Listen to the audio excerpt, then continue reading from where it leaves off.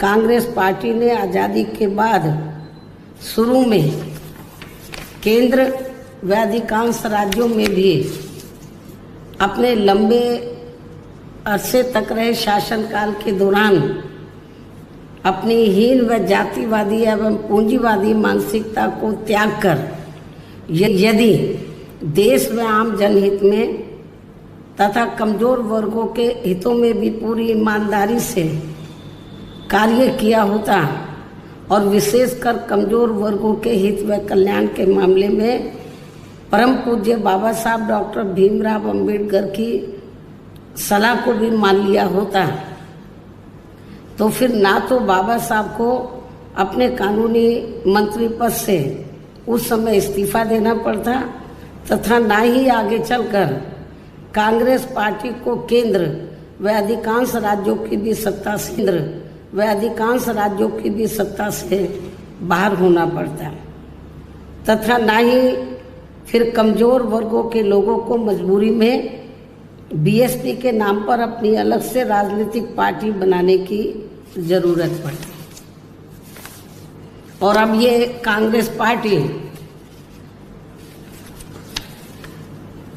अपनी जैसी जातिवादी व पूंजीवादी सोच रखने वाली पार्टियों के साथ गठबंधन करके फिर से केंद्र की सत्ता में आने के सपने देख रही है, तो वही सत्ताधारी बीजेपी पार्टी भी पुनः केंद्र की सत्ता में आने के लिए अपने एनडीए गठबंधन को हर मामले में मजबूत बनाने में लगी है। साथ ही फिर से सत्ता में आने का दावा भी ठोक रही है। ये कह रही है कि इस बार बीजेपी और उनका गठबंधन 300 से ज़्यादा सीटें लाएगा, इसका भी दावा ठोक रही है, जिनकी कथनी व करनी में कांग्रेस पार्टी की तरह ही कोई खास अंतर नजर नहीं आता है। कहने का तात्पर्य ये है कि अब ये दोनों बने गठबंधन यानी कि एनडीए व परिवर्तित किए गए यूपीए केंद्र की सत्ता में आने के लिए अपने अपने दावे ठोक रहे हैं, जबकि जनता को किए गए इनके वायदे व आश्वासन आदि सत्ता में बने रहने के दौरान अधिकांश खोखले ही साबित हुए हैं। वैसे भी कांग्रेस व बीजेपी एंड कंपनी के बने गठबंधन की अब तक रही सरकार की कार्यशैली यही बताती है कि इनकी नीति, नियत व सोच सर्व समाज में से विशेषकर गरीबों, दलितों, आदिवासियों, पिछड़े वर्गों, मुस्लिम एवं अन्य धार्मिक अल्पसंख्यकों के प्रति लगभग एक जैसी ही रही है,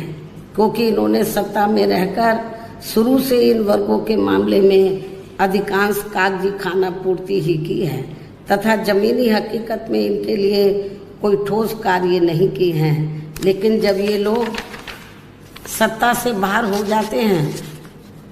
तो तब फिर वे अपने वोट की खातिर इनके हितों में काफ़ी लंबी चौड़ी बातें करते हैं। जैसे कांग्रेस पार्टी का गरीबी हटाओ का व बीजेपी का हर गरीब के खाते में 20 लाख रुपए पहुंचाने को लेकर कही गई ये बातें सत्ता में आने के बाद केवल हवाई व खोखली ही साबित होकर रह गई हैं, जिसकी खास वजह से ही बीएसपी ने सत्ताधारी गठबंधन व विपक्षी गठबंधन से ज़्यादातर अपनी दूरी ही बना के रखी है। ऐसी स्थिति में अब इन वर्गों के लोगों को यानी कि कमजोर वर्गों के लोगों को आपसी भाईचारे के आधार पर वे अपना अकेले ही मजबूत गठबंधन बना के या हर मामले में अपनी एकमात्र हितैषी रही पार्टी बीएसपी को ही मजबूती देनी है तथा जिससे फिर यहाँ कोई भी गठबंधन केंद्र व राज्यों की भी सत्ता में पूरी मजबूती के साथ आसीन ना हो सके तथा इसके स्थान पर फिर इनकी मजबूत नहीं बल्कि मजबूर सरकार ही बनेगी। हमारी पार्टी का ये पूरा प्रयास होना चाहिए ताकि बीएसपी के सत्ता में ना आने की स्थिति में भी इन कमजोर वर्गों का यानी कि दबे कुचले लोगों का ये लोग ज़्यादा शोषण ना कर सके।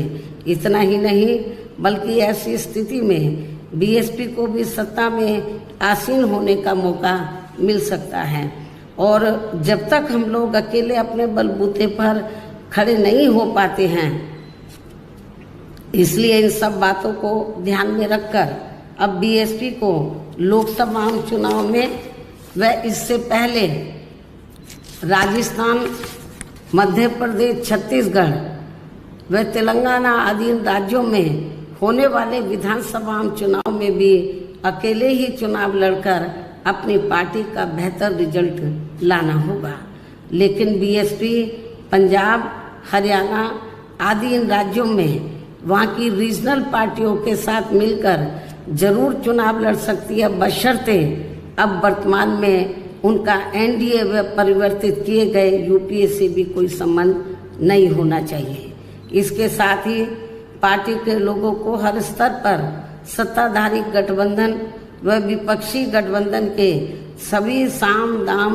दंड भेद आदि हथकंडों से भी जरूर सावधान रहना है। इसके अलावा यहाँ मैं ये भी कहना चाहूँगी कि देश में लगातार बढ़ रही कमर तोड़ महंगाई, अति गरीबी व बेरोजगारी आदि की इन गंभीर समस्याओं के प्रति केंद्र के उत्तरदायित्व को लेकर कल से शुरू हो रहे संसद के मानसून सत्र में जवाबदेही का लोगों को काफी बेसब्री से इंतजार है। किंतु मणिपुर में जारी चिंतनीय हालात, हिंसा व सुरक्षा ही अब नया मुद्दा बन गया है। किंतु इन समस्याओं के प्रति भाजपा का रवैया अब तक व्यापक जनहित का कम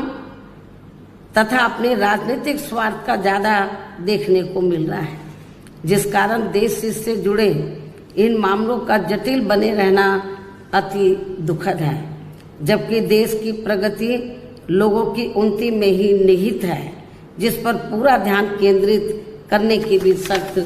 ज़रूरत है। और अब लोकसभा चुनाव से पहले संसद में सरकार व विपक्ष का रवैया तकरार, आरोप प्रत्यारोप व जिम्मेदारी से भागने का नहीं, बल्कि इन ज्वलंत जन समस्याओं को दूर करने संबंधी समाधान का होना चाहिए। क्योंकि इस समय समस्त गरीब एवं मेहनत कर जनता का जीवन काफी दुखी व त्रस्त है, जिनकी सही से चिंता करना